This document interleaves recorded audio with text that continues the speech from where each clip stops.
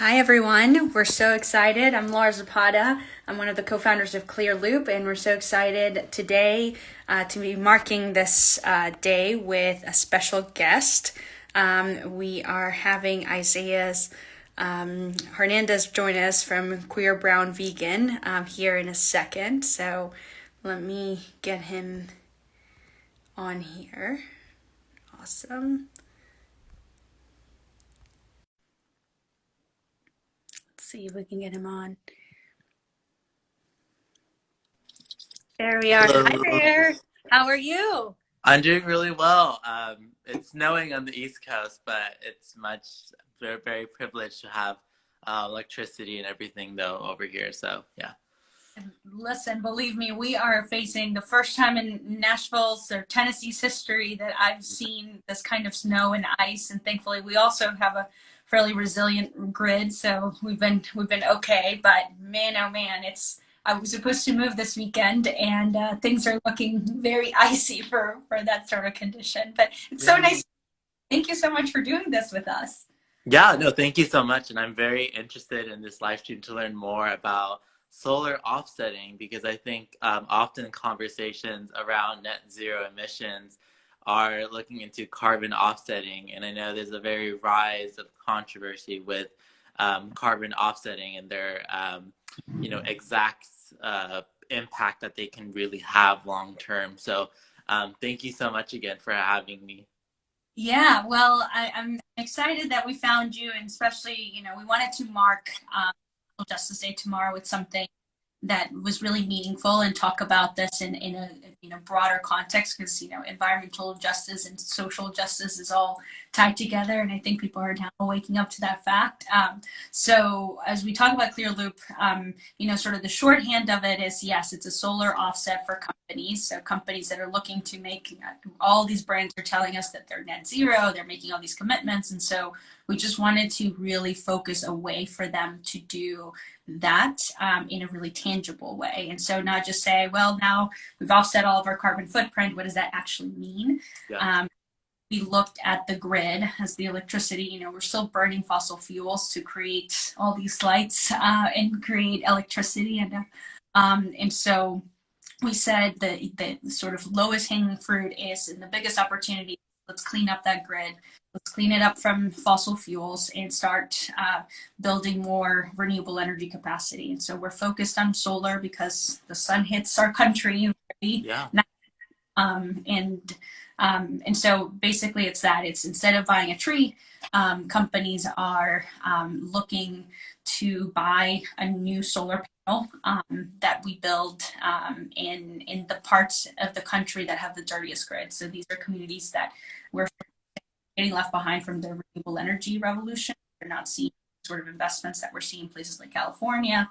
The regulations aren't moving fast enough, and so we're saying, okay, with your investment in your net zero and your carbon offsets, you're helping us build brand new solar projects that will expand access to clean energy across the United States. And our whole focus is these communities that would otherwise not have access to it. So it's near and dear to my heart, and that's how we built Clearloop. Yeah. Well, thank you so much. And just to circle back to all the audiences that just joined, is that I'm sharing the stage with the co-creator, co-founder, Laura from Clearloop, that's doing very interesting work from solar offsetting and looking into environmental justice, especially low-income BIPOC communities that may not have access to clean energy, and looking into the concepts of kind of energy justice and environmental justice being intertwined. So Laura, to get started, can you just tell me more about the work you do, what really inspired you to get into this, and like your journey to into this energy field, especially because there lacks a lot of diversity, and especially with gender too. Yeah, so this is totally new to me, and I want to, seeing how many more voices there are of people of color that are talking about the environment has been really gratifying for me, because I think that for when I first started in this journey, it was very white and very male dominated, and so being with you and talking about this is actually really fantastic. It just feels like finally we're getting somewhere, and so For me, so I grew up in Tennessee, but my family is originally from Colombia. So we immigrated from Colombia. And so Tennessee and the South have sort of been part of my identity. And my journey was very much after college was all around politics and communications. But I was far away from my home and I was far away from my family and my community. I found my way back to Tennessee in 2018 and I was in politics and we're trying to win. I don't know if y'all have watched the Taylor Swift documentary. She talks about her like awakening in politics, and she was talking about the race that I was part of. It was a Senate race for the state of Tennessee, and participating in it. And I was the communications director, and so we lost that race. But then what came out of that was really interesting. So the candidate, myself, and the campaign manager basically got together and said, if government is not going to do it, then we're going to take matters into our own hands and help invest in our communities here in this part of the country. And we're all very different from each other. You know, they're not Latinas in their 30s. They're two very different people from me, but the whole idea was the same. It was, we're going to have environmental investments that need to reach these parts of the country. We need to see environmental investments as economic development opportunities as well in communities like these are not seeing that sort of investment. And so might as well, you know, for all the companies that are making these commitments and all these brands that are looking to do the right thing, we have a way for them to help us build more solar projects around the country. So it was really more from a community, you know, sort of feeling close to this home community that was really important to me, that my environmental journey really began and my energy journey really began. And we've been doing this now for 2 years, and it's been really awesome to tackle it and be one of the few women and one of the few people of color is talking about this stuff, and it's just sort of kicking open some doors. Yeah, well, thank you so much just for like giving us your own intro and like how you got into this work. I think environmental justice has kind of risen in popularity in the way that people talk about it. And just to kind of give an intro for some that are just tuning in is environmental justice, right, looks into, right, back in the 1960s in the civil rights movement, it was introduced talking about how Black and brown communities were experiencing living near toxic facilities or being sprayed by toxic pesticides in the farms. And so this translated over 1970s and 80s when the environmental movement was predominantly dominated by white middle class folks. And so that really disregarded a lot of marginalized voices in the movement in that end. And so that kind of really shifted the focus of communities taking power for themselves to fight for justice against these toxic facilities in their communities. And the mother of environmental justice movement is Hazel M. Johnson. She's a really great person, and Robert M. Buehler, that's a professor. And so I think it's really interesting to see the fact that there's a different dynamics in the way that we see environmental justice today. And so how does Clearloop kind of implement that in your own mission values in the way that you see it, especially with communities? Yeah, I think it's really interesting to see how it's all interconnected. I think that's the main, that's like the bottom line message that hopefully more people that are in the environmental movement and over the past year that we've seen our society sort of wake up to, you know, the Black Lives Matter movement. There's all these other things that are so connected. And so for me, it was really important, not just about the way that we were thinking about, yes, we need to clean, focus on the places that have the dirtiest grids. And then when we started exploring that, that meant that those communities also had all these other sort of, they were part of sort of this disadvantaged community, you know, cohort where it was all kinds of layers. So if you can invest in cleaning up the grid and you can build new clean energy infrastructure, the choice for these communities is no longer, well, we're going to have these people invest in our community, but then they're going to poison us as a result of their investment. That, you know, just sort of breaking that apart is really important. And then the other thing was sort of, okay, then you started looking at all these other impacts and all these other societal sort of layers that are part of you have communities that that don't have equal access to clean energy. That's one. Yeah.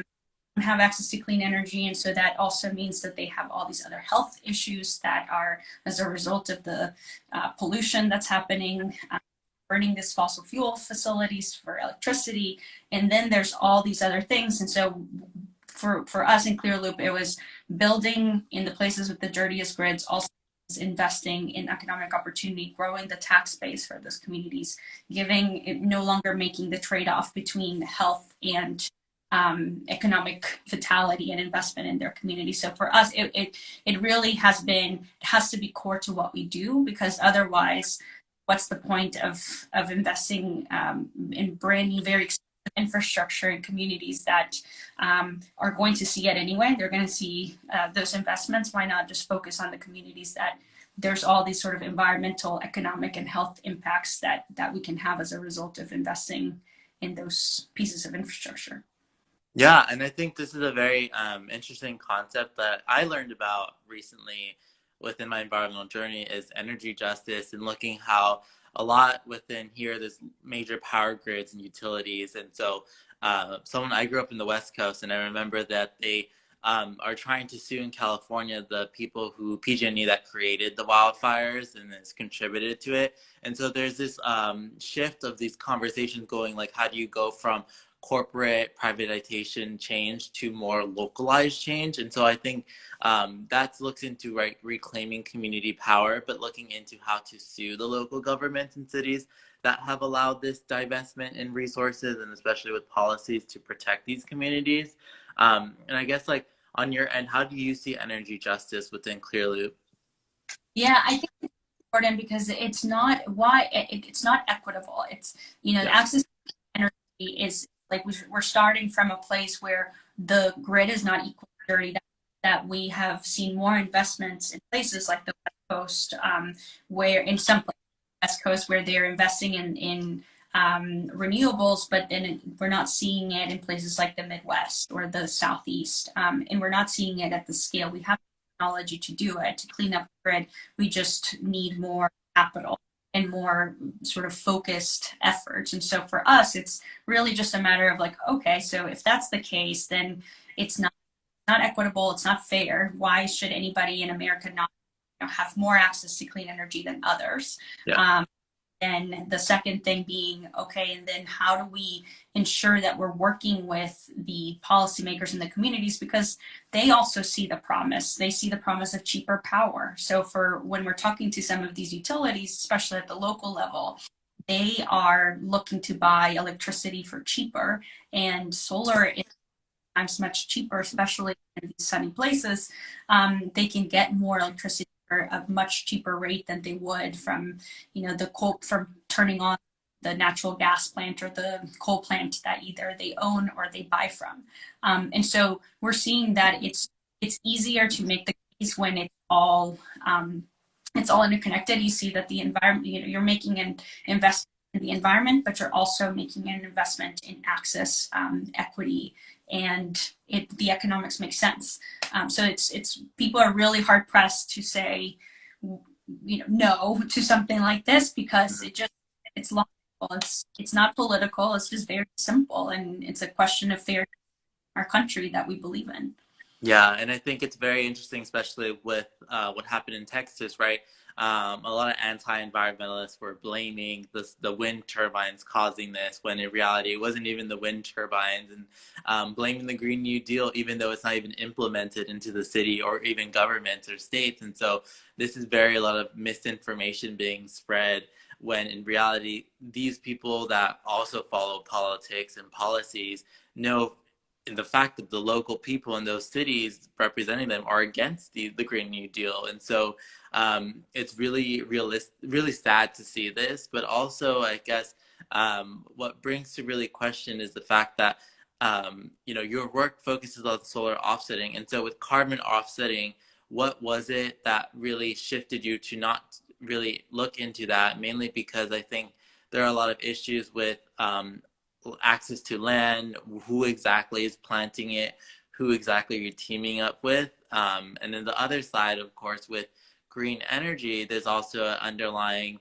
uncomfortable truths where a lot of those minerals are being sourced outside of the West in countries that are already heavily exploited by colonialism.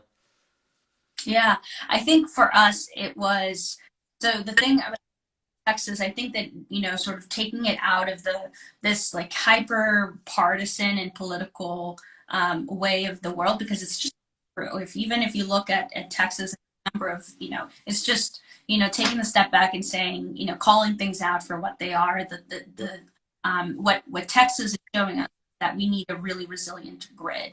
We should all have more investments in these in infrastructure projects in our country, so that this never happens again, and that we have other balance out the power grid. And solar has been a really great way to do that, and just more resilient communities, localizing some of these solar projects within these communities, so that, it's not in some far away place, but a little bit closer to home, so that they have access to that clean energy and it's not affecting their health, is really important. And just, hey, we have better ways to do this. Let's build a more resilient grid, so that our people not just have access to clean energy, but have access to energy in general. So that's really, really important. I think that the politicization, it's a blame game that doesn't make any sense, because it's no longer lawful. The second thing, when you're talking about, there's other ways to offset, and there's other ways that we can, help clean up our environment from all greenhouse gases that are making us so sick and making this climate crisis even worse. I think we need sort of all hands on deck. Yes, there's good programs with tree planting and protecting some forests, but at the end of the day, we need to have more ways to stop burning fossil fuels. And that was really our focus, is how do we stop? We can capture a lot of carbon, but the best carbon that we can avoid is the one that we don't burn. And so if we have the technology, why really, really focus on that? So I think that sort of is always really important for anybody who's a consumer of the world. All of us that are buying stuff from different brands that are telling us that they're doing all these wonderful things. It's always important to double, triple check, what is it that they're actually doing? Is it tangible? Is there money causing this thing directly to happen, or would it happen otherwise, with that tree or that forest planted otherwise? Is that, but also with the new things happening today, ensuring that, okay, so how do we ensure that there's less fossil fuels being burned? How do we make sure that we are being more efficient in the way that we use our resources? Yeah. And I think that, to your point about, extracting minerals and those sort of things to create these new technologies, that's also incredibly important, and something, as we move into this transition of, into a cleaner world, we need to ensure that that also means that we're taking care of the sort of the origination phase of these technologies, and we take a look at how do we do this better in a just way, so it's not just us focus in the US and leaving everybody else behind. Exactly, no. And I know that Clearloop is doing such an amazing job in really paving the way for more energy just solutions, even though, of course, nothing in a sense can be perfect, but knowing the fact that I know corporations do carbon offsetting because sometimes it's cheaper for them to invest in these, sometimes not even real verified certification companies to kind of go through this. And I think with solar offsetting, it's much more traceable. And I think that there's a difference between transparency and traceability. And I think that traceability does showcase data, especially in real time, and also in providing that energy form. And also, I guess the last question for me is curiosity, is for people trying to kind of get their communities not to switch to solar panels, but to find resources of how they can have corporations pay for their solar panels, especially within low-income communities already experiencing environmental injustices. What would you recommend? Yeah, so we'd love to talk to anybody and everybody. We have our website, clearloop.us, but also our email. We're trying to get as creative as possible. And so the more communities we hear from, the better it is, because it's easier for us to figure out, okay, where should we be building a project? How can we ensure that the support of the local community. So hello at clearloop.us is always a good place to find me or anybody else on our team. But also as brands, as you're, going out and consuming different things and brands are making these promises, I think it's also really important to ask them what they're doing and how they're part of change and what their commitments actually mean. We'd love to encourage the brands that you love to take a look at Clearloop, because we really think that we can help clean up the grid together. Yeah, that's so awesome. And I just want to say thank you so much, Laura, for just sharing this amazing company that's doing so much great work. I actually used to work at a company named Loop Store, a little bit different from Clearloop. Yeah. The Loop name made me happy. And I know that this is actually a huge changer to create much more initiatives for communities that may have not known, and also challenge some of that rhetoric from greenwashing that carbon offsetting is generally now seeing as a solution in these countries, the West primarily. These big brands are trying to find lands in different countries where that land is already reserved for those communities to lower their own emissions, even though they don't have the highest emissions. So thank you so much again for addressing that. And I just cannot wait to see all the amazing things that Clearloop will be achieving. Well, thank you so much, Isaias. I know that I'm so happy that you are doing this, that you've used your platform to educate more people and to reach out to more people. I know that you're going to be, I'm already super impressed, and I'm just so grateful that you've taken the time to talk with me today. I know I was telling Andrea that this is, our ancestors' wildest dreams, that you and I would be talking this way. And I really appreciate the time and the opportunity, and hopefully we'll be sunnier days ahead as we do more together. Yeah, thank you so much again for just supporting my work. And also, anyone here, please follow and support Clearloop. I do shout them out in my stories, so make sure to check them out. They're doing really great work. Please support these initiatives, especially within environmental justice and Black History Month, to ensure that more communities of color have access to these energies, and to also be introduced to these types of careers to see as they grow in their careers. Yes, and if anyone is interested in internship with Clearloop, we have a paid internship program this summer, so we'll put more on our story coming up. Yeah, thank you so much. And please share that with me. I would love to share it with all my audiences. Will do. Thank you so much, Thank Isaiah. you so much. Take care. You too. Bye-bye.